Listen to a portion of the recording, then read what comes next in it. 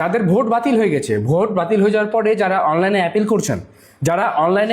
করছেন, under adjudication ছিল, নাম বাদ হয়ে গেছে, ডিলিট হয়ে গেছে, তারা যারা অনলাইনে অ্যাপিল করছেন, অ্যাপিল তো হয়ে যাচ্ছে, কিন্তু আপনি কিভাবে চেক করবেন যে আপনার অ্যাপিলটা সাকসেসফুল হলো কি না, কিভাবে চেক করবেন তার সম্পূর্ণ প্রসেস আজকের এই ভিডিওতে আমরা দেখবো। অনলাইনে অ্যাপিল করে ছাড়লেই হবে না, আপনাকে চেক করতে হবে মাঝে মধ্যে আপনার স্ট্যাটাসটা কি আছে। তো আমি আজকের এই ভিডিওতে আমরা দেখাবো স্ট্যাটাস চেক কিভাবে করবেন।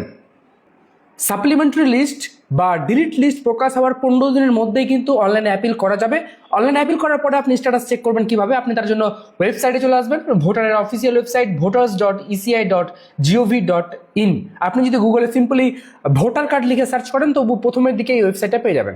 এই ওয়েবসাইটের ভিতরে প্রবেশ করলেই আপনি নিচের দিকে দেখবেন, এই সার্ভিসের নিচে দেখবেন এই জায়গাতে যেখানে আপনি অ্যাপিল করতেন তার নিচে দেখুন ট্র্যাক অ্যাপিল ফর ইন্ডিভিজুয়াল, মানে ট্র্যাক করতে পারবেন, ঠিক আছে। এই জায়গাতে আপনি ক্লিক করুন, এই যে ছোট্ট দেখে লেখা রয়েছে, এই জায়গাতে আপনি ক্লিক করবেন, এখানে ট্র্যাক করা যাবে।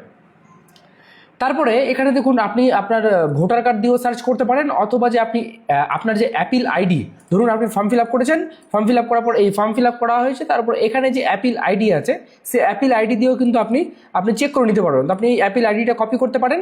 কপি করার পরে আপনি ওয়েবসাইটে আসবেন, এখানে আপনি আপনার ভোটার নাম্বার দিয়ে সার্চ করতে পারেন, অথবা আপনি এন্টার অ্যাপিল আইডি দিয়েও সার্চ করতে পারেন। তো আমি এখানে অ্যাপিল আইডিটা দিচ্ছি, দিয়ে আমি এই সার্চ বাটনে সার্চ করছি। একটু সময় নেবে, সময় নেওয়ার পরেই আমার কাছে কিন্তু দেখাবে যে আমি যে অ্যাপিলটা করেছি তার ডিটেলসগুলোই দেখুন চলে আসলো।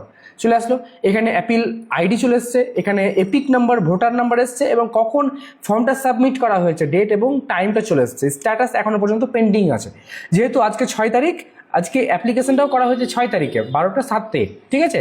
এখন এটা পেন্ডিং আছে। এটা হচ্ছে এটা ভিউ করার জন্য এখানে যে ভিউ বাটন আছে সেখানে ক্লিক করতে হবে।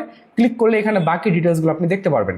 ওকে, অনেক সময় এই যে ফর্মটা দেখালাম, এই ফর্মটা অনেক সময় ডিলিট হয়ে গিয়ে থাকে। এই ফর্মটা কিন্তু আপনি আবার পুনরায় পেয়ে যাবেন। কীভাবে পাবেন?